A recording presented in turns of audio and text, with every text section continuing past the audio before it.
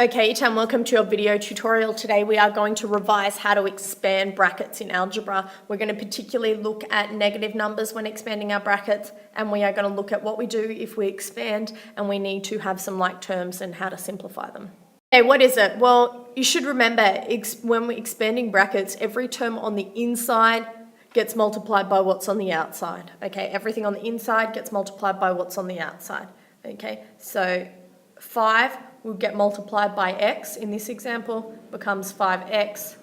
5 would also get multiplied by positive 3, which becomes positive 15. Yeah, not too tricky. 8 multiplied by a becomes 8a. Just paying attention, when I multiply 8 by negative 4, I get an answer of negative 32. Okay. On an example like this one down here, down the bottom, where I've got pronumerals and, so I've got a coefficient and pronumerals, it's really important I start with my numbers first, my pronumerals second. My numbers first, my pronumerals second. So if I have to multiply 5a by 3p, I go, okay, what's 5 multiplied by 3? Well, that's 15. What am I left with? A multiplied by p. I just write that as AP. Then the next one, 5a multiplied by negative 7q. I start with my numbers first. 5 multiplied by negative 7. Okay, 7 5s are 35. Okay, and one of them's a negative, so it's negative 35. Okay, and then I've got AQ, so my answer becomes AQ. Okay. Not too tricky. Again, neither of these I can simplify once I've expanded because those two aren't like terms, those two aren't like terms, and those two aren't like terms. Okay, so let's have a look at a bit more tricky examples, and these are the examples that are going to be important to you. You'll notice that those other ones I just went through, that's revision from year 7 actually.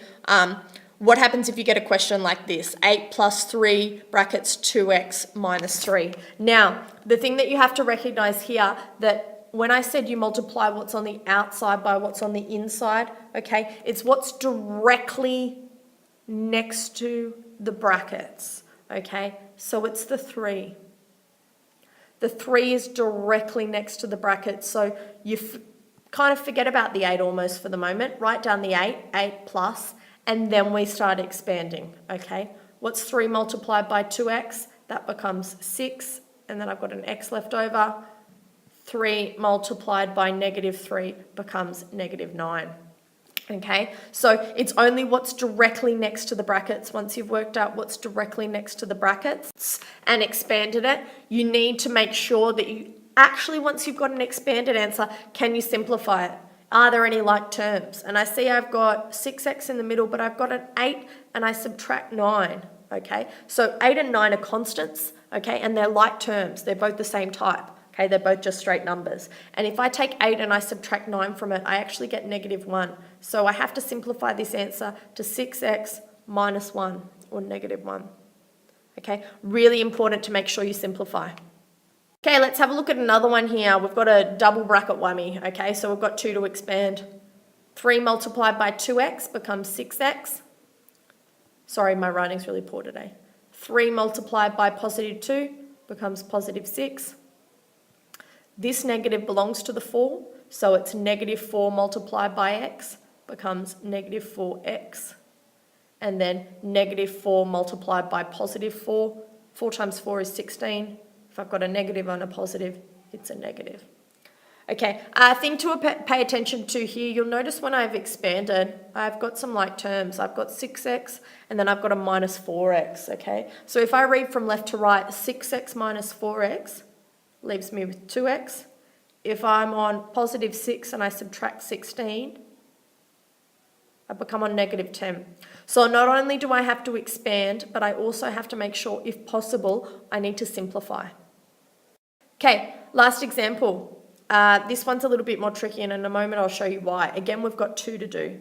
6 multiplied by 4x, 6 4s are 24 with an x. 6 multiplied by negative y, okay, becomes negative 6y. You'll notice this second bracket over here does not have a number in front of it. It simply has a negative symbol, okay? We remember when there's no number and there's just a symbol, it's always one of it, okay? So negative 1 multiplied by 8y. Well, 1 multiplied by 8 is 8, and I've got a negative there, so negative 8y is my answer. And then my next one, sorry, I'll show you the bracket for that. That's that one there. Now the next one is interesting. Negative 1 multiplied by negative 10x. I've got a negative multiplied by a negative, so it turns actually into a positive. And so 1 multiplied by 10 is 10, and then I've got an x left over. Okay, once I've done this, it's really important that I make sure I simplify. Okay, I've got some like terms, 24x plus 10x gives me 34x.